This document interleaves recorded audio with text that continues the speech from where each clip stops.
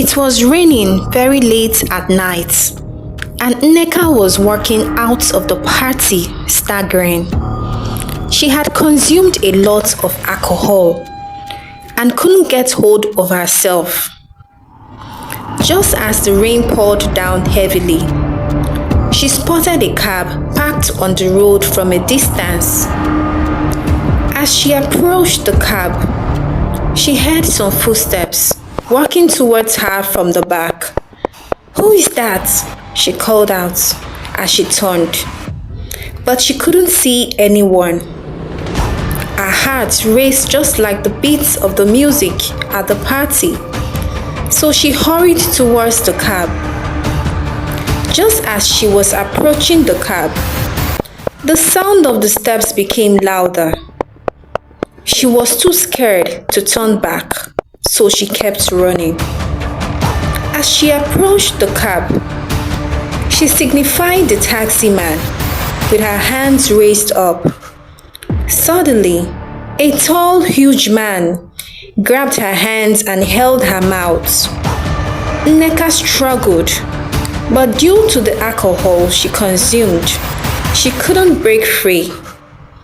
And so, the tall man, all covered with black and dark clothes, held her as she fell unconscious. It felt like all hope was lost. It was so dark, as there was a tiny ray of light approaching. She saw herself in a room. As she opened her eyes, and she was panting really hard. "Where am I? Oh my God, I'm in my room. I thought it was real. It was only a dream." That was scary. Nneka kept panting as she held her phone to check the time. It was 8 a.m. in the morning. As she stood up from her bed to head to the bathroom, her phone rang. It was Isabel, her best friend, calling. She picked up the phone as she said, "Hi, Isabel." Nneka sounded so moody, and Isabel couldn't sense that all was not well. "NK, what's wrong with you? You sound strange." Nneka replied, "It's nothing. Just a bad dream. What's up? Talk to me." "Okay, girl, guess what? I am planning a girls' hangout at the popular lounge on the island, and it's going to be massive, and I'd like you to be part of it. What do you think? Are you in?" There was silence for a second. Then Nneka sighed. "Is it the same lounge that people are always missing? Don't tell me it's the same place, because I won't be part of it."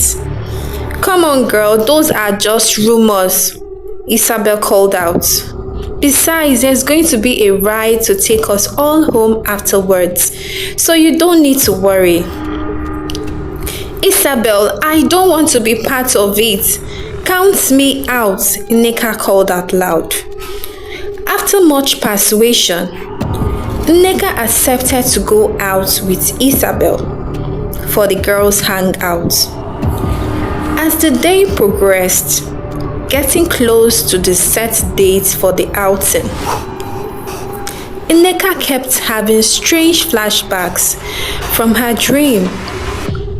She kept seeing the tall, dark, huge man whose face was invisible, and this made her worried. She didn't understand that her dream was just about to manifest into the physical. Could this be a sign? She said to herself, looking worried and confused. One night, she felt strange movements of a hand touching her face while she was asleep, and whispers in her ear saying, "You are mine. I'm waiting for you. Come, come." She woke up so scared. Nneka cried her eyes out. That day happened to be the day of the party. Nneka stood up from her bed as she went to take a shower and head out to the market. On her way to the market, an old man was approaching towards her. When he got close to her, he called out her name. Nneka, be careful. Don't go to the party, else your soul will be trapped for eternity. Be careful. As the old man said those words, he left. Nneka stood still as her heart skipped really fast. She thought of the dream she had and the strange occurrences she had been feeling. After a while, she bought some few things in the market and headed home. Later that night, Nneka heard the doorbell ring. She startled, then she went slowly to the door and asked who it was. Isabel called out, Nneka, it's me. Don't tell me you are not dressed yet. Nneka opened the door and Isabel was surprised. Nneka was still wearing her nightwear. What is this, Nneka? You are not dressed. Come on. Nneka replied, I am sorry I won't be coming with you to the party. Just have fun, Isabel. Isabel persuaded Nneka that she had nothing to worry about.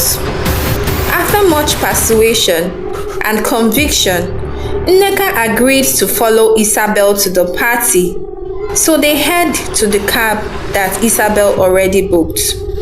When they got to the lounge, they saw fleets of flashy cars and different carnivals of people. Isabel screamed with joy hearing her favorite song played. She grabbed Nneka's hand and went to the dance floor to dance.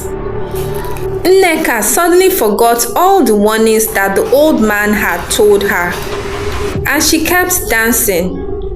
Isabel ordered for drinks as they sat at the corner to drink. It got to a point that Nneka drank too much alcohol and her body was weak to dance anymore. Isabel, on the other hand, was nowhere to be found. Nneka managed to look for her, but she couldn't see her anywhere. So she stepped out of the lounge staggering. Just as she was out of the lounge, she could spot a taxi from a distance. Nneka forgot that her dreams was being replayed all over again.